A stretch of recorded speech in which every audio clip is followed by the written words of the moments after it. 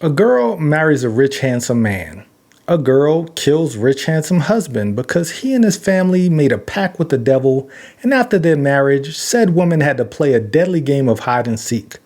It's a tale as old as time, or at least a tale as old as 2019. In a very much one and done type of movie that developed quite a cult following and made Samara Weaving a true scream queen and final girl of legend, Ready or Not is getting a sequel. Did we need it? Maybe, maybe not. But did I need to see it day one? Abso-freaking-lutely. Of course, it is your boy T with another Have You Seen That with T movie review, and today we're talking about Ready or Not 2, Here I Come. And boy, it's a lot. The plot reads as follows.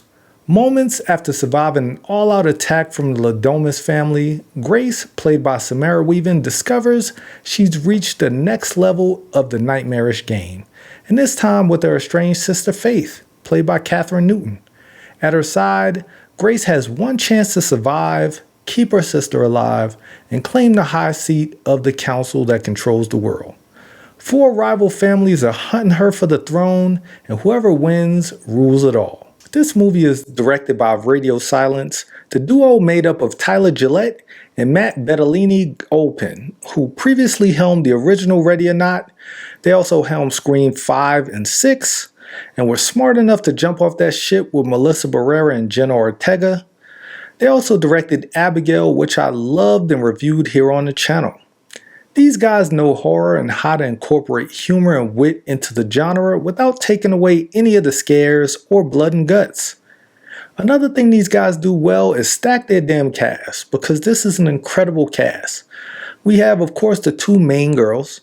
We also have Sarah Michelle Gellar, Kevin Durand, David Cronenberg, yes, the David Cronenberg, Elijah Woods, Sean Hattasey, and Nesta Carbonelli, who's always great in everything he does, yet no one ever knows his name. And that's just to name a few.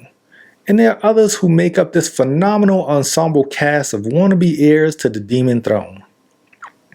As always, we start with the highlights, and there are plenty for me here. One thing I truly loved about this movie was the pacing. The original played more for chills and the creepy factor until the end, which was ridiculous. It was more of an intense game of cat and mouse with some wit and humor sprinkled throughout. Ready or Not 2 feels more like a flat-out action movie, more so a buddy cop action flick with a ton of blood, and I do mean a metric ton of blood everywhere. It's clear what they were going for with the sisters trying to reconcile their past while staying alive, while the sadistic heads of the family hunt them down for the ultimate prize. This movie does a great job selling the stakes in a short amount of time and getting us familiar with all the parties involved. And they all work so well together because everyone was perfectly cast and well directed. The script was tight as well, not giving the audience a chance to breathe with one bloody action set piece after another. I love the dynamic between Samara and Katherine because they're always great, and this movie was no different. But I do think the twin magic of Sarah Michelle Gellar and Sean Hattasey, who played the Danforth brother and sister duo, really stole the show as two just ruthless and sadistic killers, who seem to be the ones who rigged the game to where they could be the only ones who won. I dug every time they were on the screen together. They kind of gave this Cersei, Jaime Lannister vibe without the gross incestuous stuff for the movie, which was perfect. The movie had a tight runtime of 1 hour and 48 minutes, and they packed a ton into that time. It all worked for me as this movie was just flat out fun. If you went into this looking for more of a horror element, then you probably will be disappointed, as my one and only low light to this was because of the tight runtime. There didn't seem to be much of any tension. While the girls were always outmanned and outgunned, they never to me seemed to be in any real danger, because all of the characters were just rich and bumbling idiots, with the exception of a few characters who I won't spoil. The movie at times felt pointless from a narrative standpoint because it added nothing to the first movie other than more families to kill, but therein lies the joy of the movie. It simply was a damn good time at the theater, and it never hurts to sit and look at Samara Weaving and Katherine Newton on the big screen. Of course, we always ask the age-old question of, who is this movie made for? Ready or Not 2 Here I Come is for the fans of the first film. It's for horror action fans. It's for fans of rich people hunting down the poor. Yep, it's for you, sickos. It's for the fans of horror comedy because this movie leans heavily into the comedy, almost to the point of satire in how these rich psychos act. If you're a fan of seeing blood in movies, then this one is definitely for you. It'll make the substance look like a finger prick in comparisons with the bloodletting, which I was here for.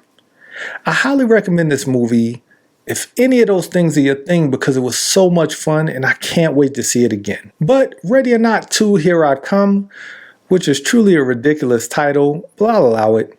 Have you seen it? Did you like it? Did you hate it? Did you get your nod of approval? If so, let me know in the comments down below. And while you're down there, let me know your favorite modern horror action movie.